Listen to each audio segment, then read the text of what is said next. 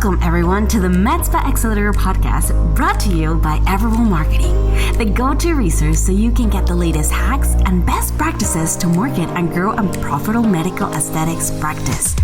My name is Maripili and I am obsessed with all things business, marketing, operations, numbers, and helping you grow and take your med spa to the next level. This is the Med Spa Accelerator Podcast, Season 2. Hey, how are you doing? Pretty good. That's good to hear. So, this is the start of a new series. Yes. We are going to be talking about sales, and we have, I think, 3 more episodes left this year. Yeah, so we're going to make them good, talk about sales. And the reason why we want to highlight sales, because in the previous series that we did was all about events and kind of maximizing that for the holiday season. And we briefly talked about that sales is the number one lever that you can pull to get exponential returns on your business. And so you got the people there, you plan the event, you marketed it well, people are showing up. Yes. Now what? Right? Yeah. Now it's time to work. And so in this episode, we're going to be talking specifically about how you can talk about money and the mindset that you need in order to sell.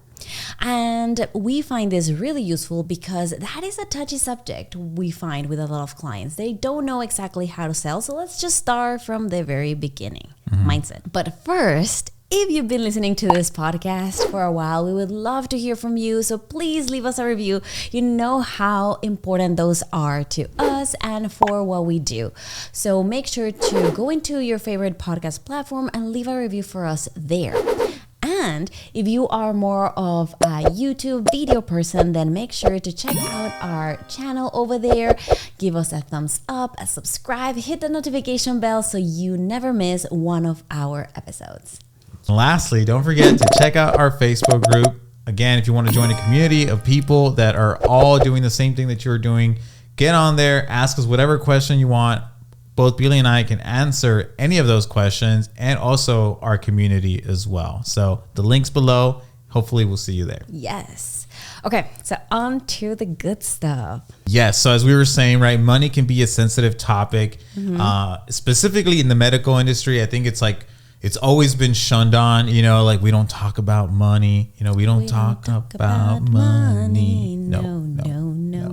And so, but we should be talking about money. We should not be shy about money. We should not be embarrassed about money, none of that stuff. And we want to highlight this next. That's why this whole series that we're going to be doing till the end of the year is all about money and ultimately sales as well.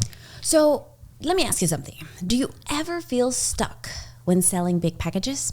Because if you say yes, if you feel like your staff is not selling to the best capacity, then we need to do something about it. Yeah, I mean, I think this is so big just because obviously the way that you can really maximize profitability in your business is having some kind of big package, right? Like something that is in the high 4, even high 5 figures will really start to blow up your business. And so if you currently don't have any packages that are hitting those numbers, we definitely need to talk and, need to revisit some of those things and even create some of these things, maybe get some services into your practice that can help you make those kind of numbers.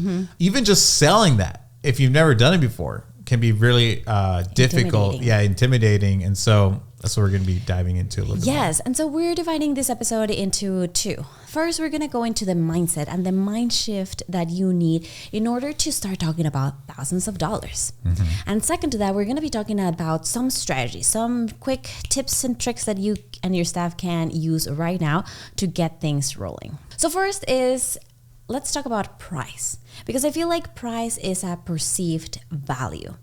If I put $100 here in front of us, you can find that that is a lot of money or not so much. And I can find it completely opposite to you, right? And so that's what we need to understand when we're talking to our clients, right?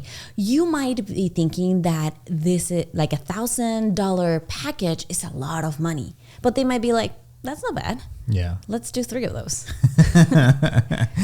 Which is the best thing you can hear. Yes. But what we need to understand is the bigger concept here. And there's two things about it. One, you cannot sell with your wallet. Yeah. Right? You or your staff need to leave that wallet behind. Whether you actually make a lot of money and $1,000 is nothing to you, or $1,000, it means a lot, means a lot of hours of work. Wherever you're at, that doesn't matter in that moment. What matters is the person that's in front of you in that consultation and the packages that you can give them. And let them perceive that value by themselves based on where they're coming from, where they lived, where they're working, whatever that might look like, but you don't know. Yeah, and so I think we've seen this time and time again where specifically maybe a staff member, they come in and obviously depending on what their experience is, they might not be making a ton of money. And so even just the body language and how things are said when communicating that price point can either make or break the deal. And so that's why one of the biggest advices that we can give someone is like, look, man, when you're putting out there, leave your wallet at home and just ensure that one, that you're building the perceived value of the product that you have, right? And ensuring that, hey, like, yeah, I mean, this is $5,000, but because it's worth that much, you know what I mean? Or whatever the number is, you know? Yeah. And so one of the things that you need to ensure that you're doing is that you are, at the end of the day, you are a guide, right? To whatever problem that you're trying to solve for your client. So if they come to you asking for a specific transformation that they want based on what they've been feeling so far, they don't feel so confident with what they have and they want that change, you're just a guide to where they want to be. And yes, there is a monetary exchange there, but that doesn't mean that you need to put your feelings into it as well. Yeah, because I feel like a lot of the times one of the pitfalls is that people kind of tend to judge a book by its cover type of thing. And so, you know, a lot of the times people come in, it's like, oh no, this person looks like maybe they don't have that much money or so on and so forth, or sometimes even the reverse of that, right?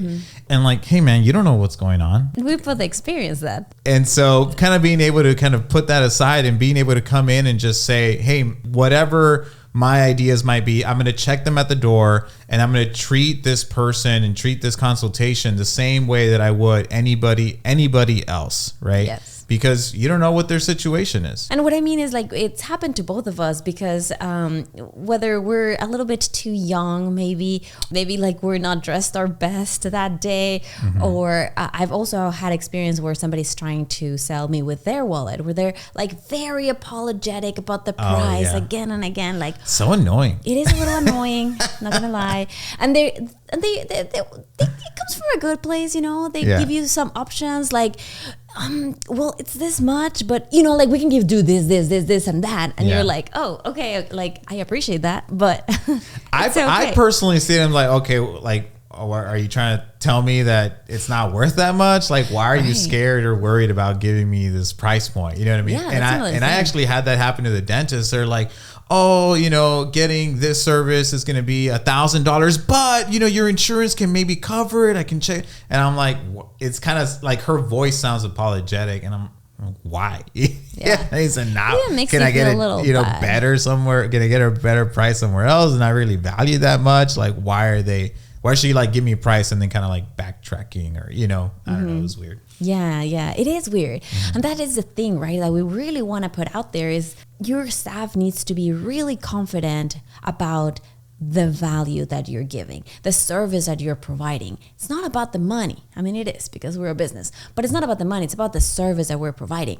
And this service is worth this much. For sure. This service in this place is worth this much. This experience is worth this much. And that's fine. Yeah, no, definitely. I think it's super important. Happens all the time. These are the things that need to be addressed if we want to get those exponential returns. Exactly. And now part 2 of this is those quick strategies, right? How can we help you and your staff feel more confident when selling? And there are things out there that are part of every sales training.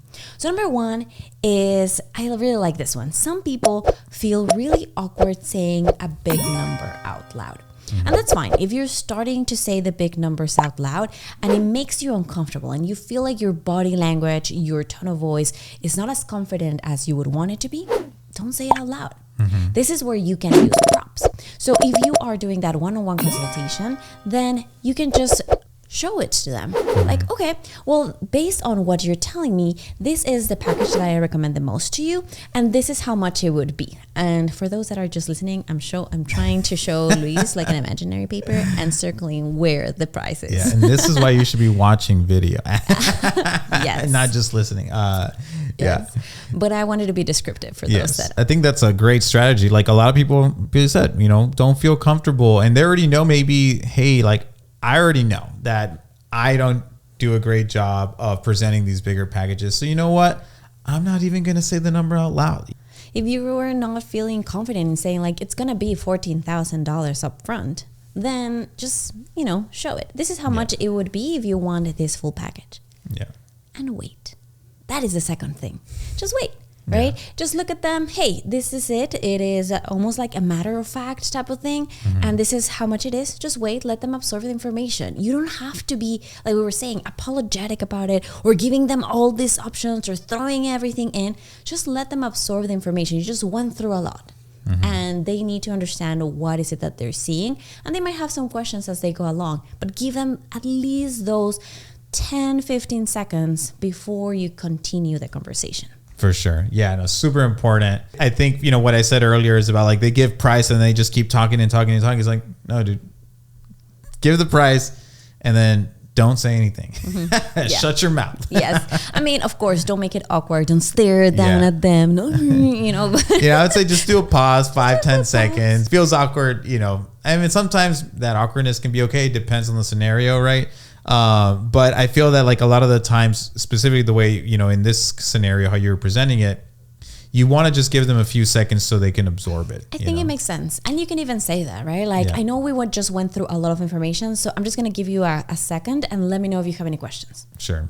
And you just stay back. That's giving them the reason why you're quiet too. And it's giving them a space. It's being respectful. Another option can be like, you circle it, you tell them, wait 5 seconds. Do you have any questions, or does that sound good? Would you like, you call them to action, right? Would you like to move forward? Yeah. And also observe their body language. What is it that they do? Are they opening their eyes like, oh, wow, that is way more than I thought? Yeah. Or are they kind of like, nodding, kind of going through the information? It just gives you a lot more to work with. For sure. Really good stuff. Yes. Now, the number 2 that I really want to emphasize is setting your space up for success. And this can be really good to feel really confident and comfortable in your space. We've actually gone through a few practices around the United States, and we've seen several consultation rooms. And let me tell you, the more comfortable they look, the more professional they look, the more, depending on what you want to do with your space. But it is a high ticket package, so it should feel luxurious, right? 1. 2, lighting is key. Like, you just want them to feel excited and confident about the transformation that they're gonna go through. It doesn't need to seem very clinical, very transactional. Fluorescent white lights that are just horrible. Yes, just add a little lamp in your space, something cool that you can work with, adding personal touches. Like the best consultation rooms that we've seen look a little bit more like a living room. Adding a couple flowers here and there, just make it cozy. Some plants, Yes, you make it cozy, make it seem like it's a conversation. Again, you are this guide, you are this friend going through the process with them. So making them feel comfortable and helping you feel comfortable is going to be key here. Yeah.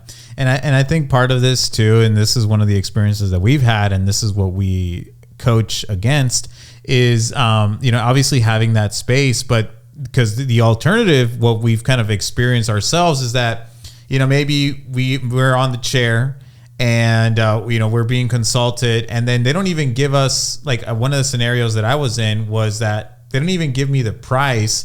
They actually walked me out back to the front desk, and I had to ask price there. But think about the president and the mentality that the person is already having as they're doing that. I'm getting ready to leave.